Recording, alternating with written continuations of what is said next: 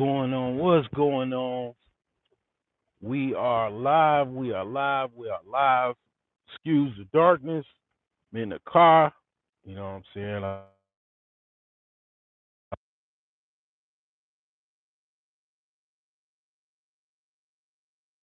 Um, I guess this is a good time to just do. I guess this will be a 3M video. Mindset,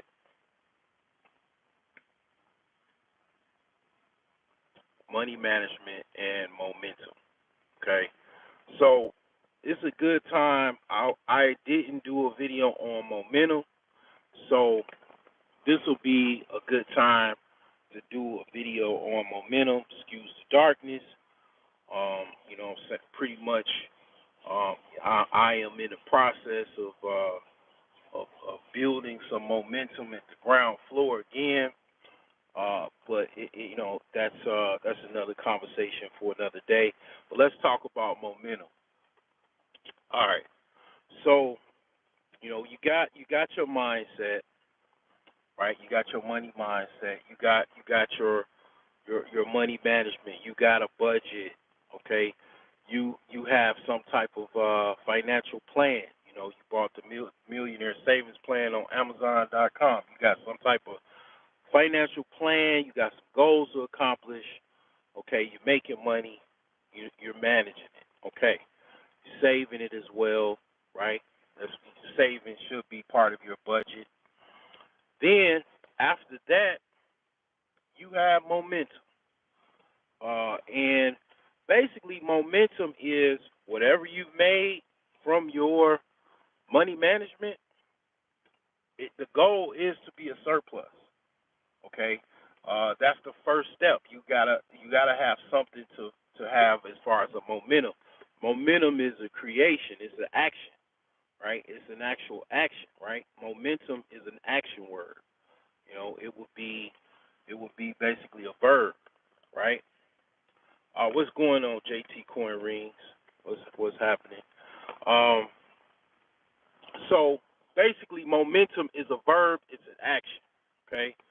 So I can't talk about momentum until I get a prerequisite of basically you got your debt squared away.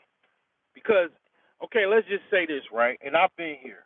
I'm not talking about nothing I haven't done, right? This is something I experienced with as well. Okay, you $50,000 in debt, $60,000 in debt, and you basically trying to build momentum. You see what the problem with that is? You have this minus sign in front of your financial balance sheet, your personal financial balance sheet. Got that minus there, or you got some parentheses with the numbers inside it, meaning you're in the negative. Okay, so you got to deal with that first, and that's basically just trying to get you some type of debt snowball, trying to come up with some type of debt solution, debt payoff solution, because that's key, right? If you're talking about building momentum, I mean, yeah, technically you could do it, but if you got, let's just say you got any loans or credit card debt, that interest will kill any momentum because you'll be like fighting an uphill battle. So, basically, you have to try to address that first. Okay, great. We got that out the way. Let's say you've already addressed that, or you're not in the negative. You don't have that many liabilities. You got them pretty much squared away.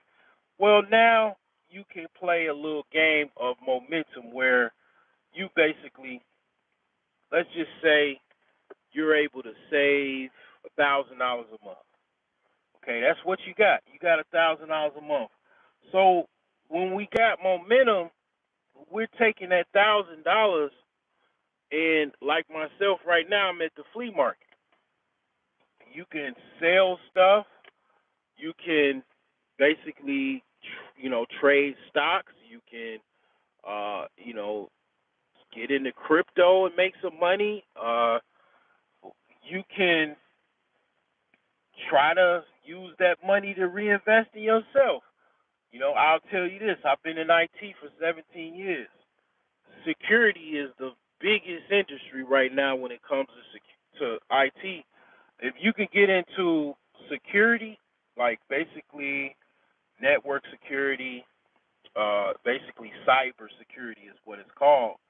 Let's say you spend, I don't know, $500 to $1,000 or $100 to take a course on basically cybersecurity. That's investing in yourself to get returns later. Let's say you basically an employee or whatever. Even you being a consultant, you could be a cybersecurity consultant.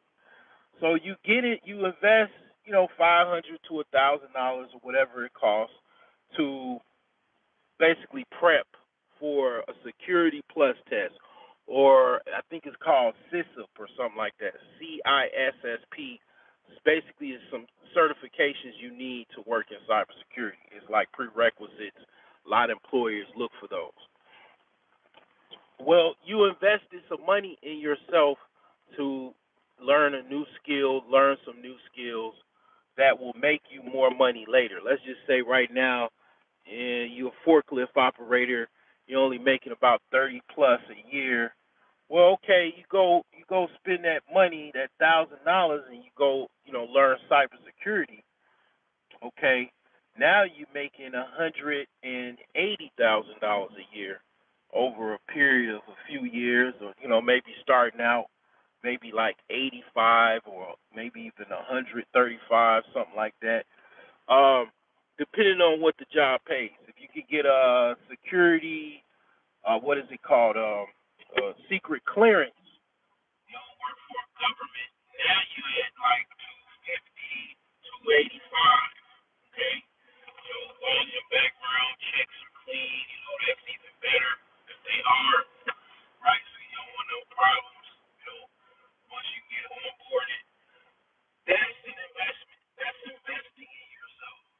That's you could even argue investing yourself probably is the biggest return, right? Because even invest as far as going back to school or something like that, you go buy a bunch of T-shirts and let's say sell them at the flea market. You don't know if those T-shirts are gonna sell. You got a lot of people probably selling T-shirts. What is your return on those T-shirts?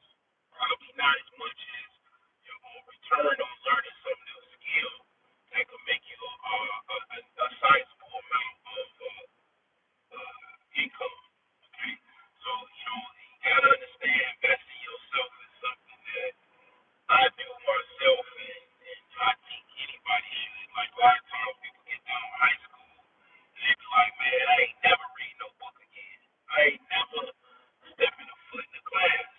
And it's like, well, you could go get a real estate license or carry a broker's license and sell real estate. That's some type of return. And you could pretty much kind of do that on the side. You can learn a lot of stuff, man. You can learn how to wholesale houses or, invest in real estate. It's a lot of things you could do. And that's definitely, I would say, it could be possibly the biggest return investing in yourself. Oh, you said the sound is muted. Oh, okay, hold on. I know why it's muted. Hold on. Let me see here. Let me turn this off. Sometime. Hold on.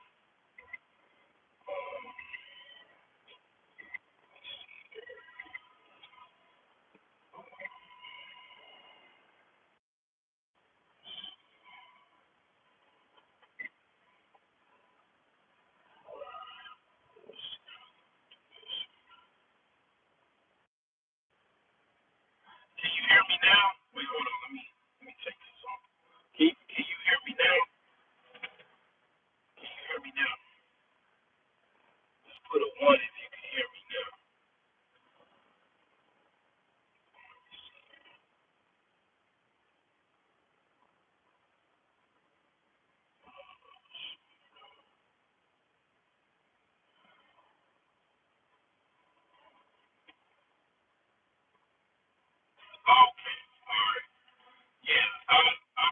everything I just said probably didn't even. I was just talking, rambling. So is my voice, is my sound clear? Is it all right? Because my car sometimes it catches the Bluetooth and it kind of messes up. Is the volume okay? Sound all right? Sounds like the mic is on. Let me see. Let me just turn this car on. Let me see. Is it all right now? Is it cool now?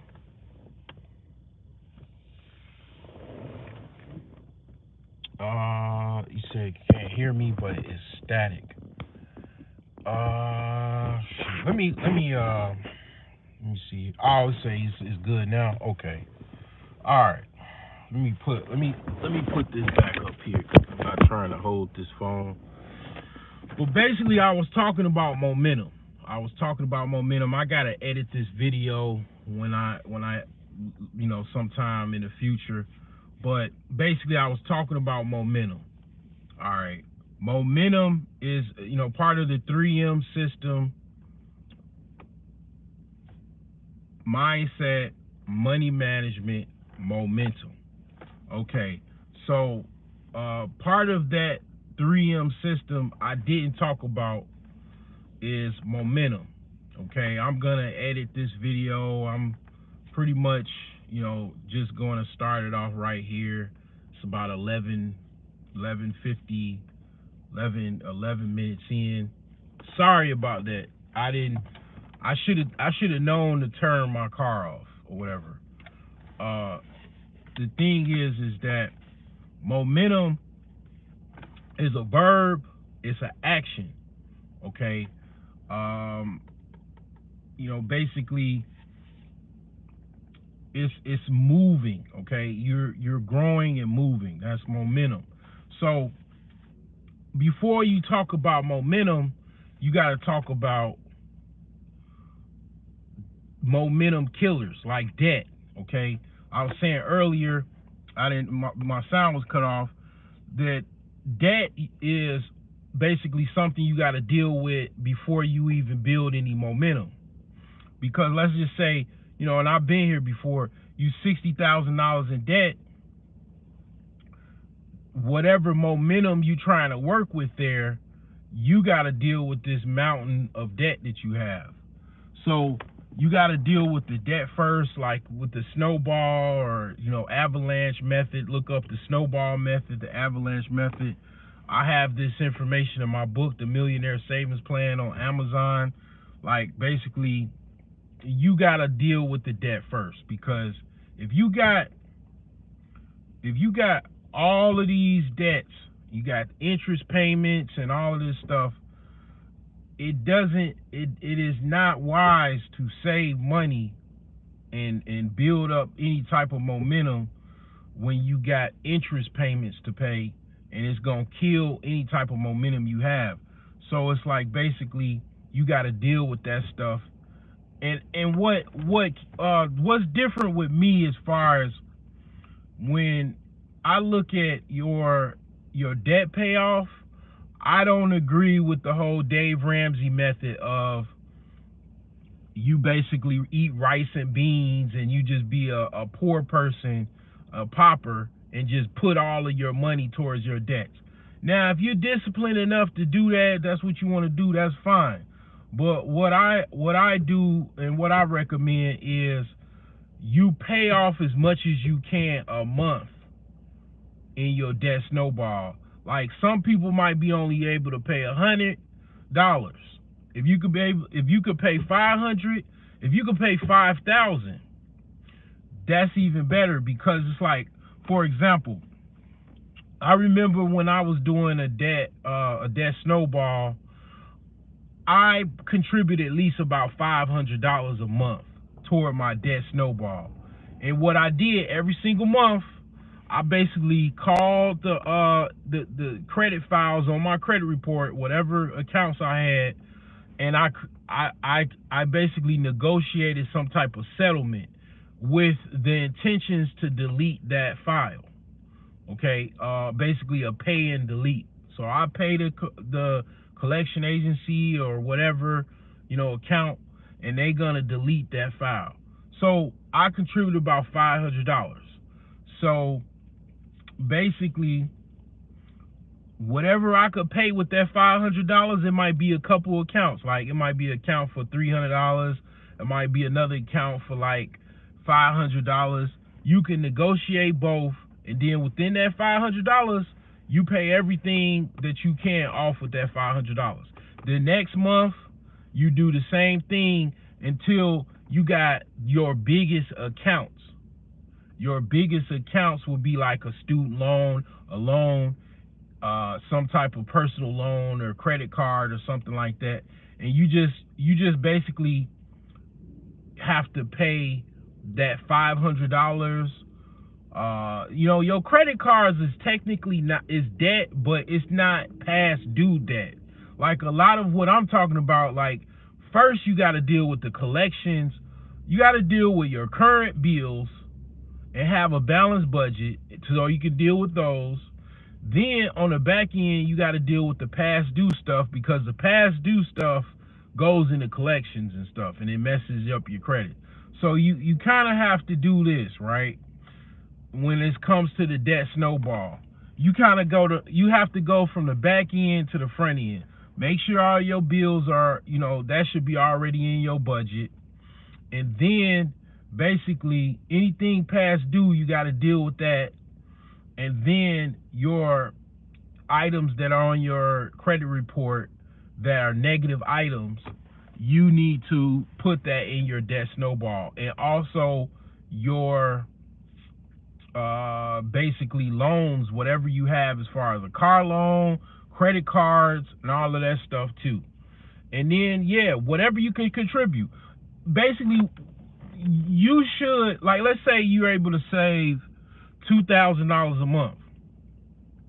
You should be able to contribute probably $500 to $1,000 out of that $2,000 surplus a month, because you probably not gonna feel it. You know what I'm saying? You trying to get out of debt as fast as you can, but you might only want to put up $500. It depends on what you got going on and what your plans are.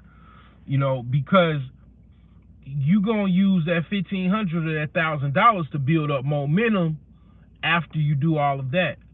Like every month you paying off this, that's the back end, and then on this other end you're taking that whatever, like $1,000, $1,500, and you putting that into something that's gonna build some momentum up. I don't care, bruh. I'm a hustler.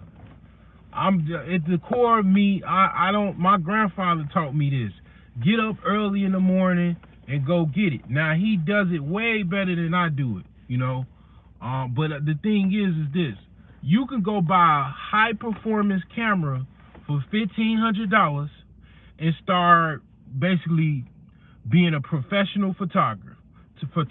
Basically, you can wake up and be like, all right, I'm gonna be Spider-Man. I'm gonna go get me a Nikon. Like, I'm gonna get, with that $1,500, I'm gonna be the best. I'm gonna get the best camera that I could possibly get that takes professional photographs and video. And you buy that camera, you get the the actual like carrier or the cable that you can wear around your neck, the little thick little strap, and then you getting extended lenses and everything with that $1,500. And you're going to try to look for models, advertise your stuff on for people that's about to have a wedding, parties. You're gonna go to parties, and you got the ability to print out the photos right away. Establish something with nightclubs where you could take photos. You hustling. You got, it's so many ways that you can hustle. Like, it's so many ways that you can have like some side income. Like you could start a mobile detailing business with $1,500, Really, to be honest, 500. But 15 is pretty premium. You know how you do it? You basically get you I mean, you could do it all kind of ways, but it's best to have it's best if you already got a van or a pickup truck. So what you gonna need really is, like, to be honest, the biggest thing that you probably didn't think of that you're going to need basically what do they call those things? A generator. You're gonna need a generator. Excuse the darkness. My lights went out. Every time I turn my car on, the sound mess up. But you know, I ain't got no butt naked freaks or nothing around to, you don't want to see my mug anyway. You already saw it. But the thing is, it's gonna get light probably. I don't know how long it's gonna take me sitting in this parking lot. But the thing is this: you gonna need a generator. The reason why you gonna need a generator, you might not need a generator. You gonna need like a long extension cord. But the reason why I say generator, because you want to be one of the coldest mobile detailers that they know of. Because I'm talking about, like, you gonna have a monthly fee for your clients they could pay for, and you meet them, within 20 miles of your location. So, like, if they at work, and then they get maybe a coupon for a free detail in the month or something like that, and you basically can go to their job because you got that generator. You know what I'm saying? I'm just telling you some stuff that I was thinking about. Like, you got that generator because you know why you need the generator, because you're going to have a nice vacuum, a nice, wet dry vac, so you can, clean up, the rugs in the cars and, in between the seats and stuff like that. So you have the ability with that generator to go to people's jobs and stuff, places where you don't have access to electricity. You know what I'm saying? And people gonna love that because they at work and you in the parking lot, basically detailing their car. So by the time they get off work or by their lunch break, they got an awesome experience of a clean, detailed car. They gonna go home happy. They gonna, you know what I'm saying? They got, their coworker, they have lunch with their coworker. Their coworker gonna be impressed. You know what I'm saying? A smell good, fresh, detailed car because you listen to, some dude on YouTube talking about business and momentum and all of that type of stuff. So the thing is this: it's all kinds of ways you can make money.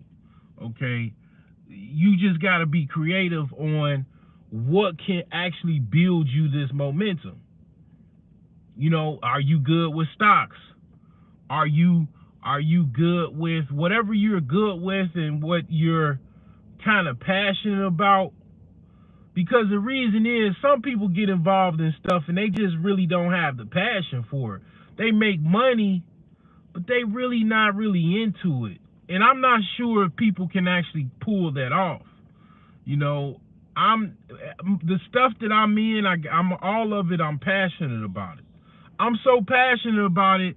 I mean, I kind of want to punch myself because I should have been doing what I'm doing now a year, 2 years ago. 5 years ago, I should have been doing this. But, I don't know. It's better late than never. So the thing is this: whatever you can find yourself to do to make money. You might be into pets. Okay, open a pet shop. I don't know how much it costs to open a pet shop, though. That's probably expensive. But the thing is whatever you can do to make some money on the side, to build up momentum, and basically take, $100 and try to flip it into 1,000. That's the goal. And then taking that 1,000, flipping it to 10,000, or at least 2,000. Or maybe even 1,500. And that's the goal. I'm gonna tell you, I'm gonna just keep it straight up. You wanna try to flip cars and real estate. That's the biggest thing, because it might take longer to do, but you got to understand, you know, you go buy a whole bunch of t-shirts. Okay, I got t-shirts on my website. They kind of expensive.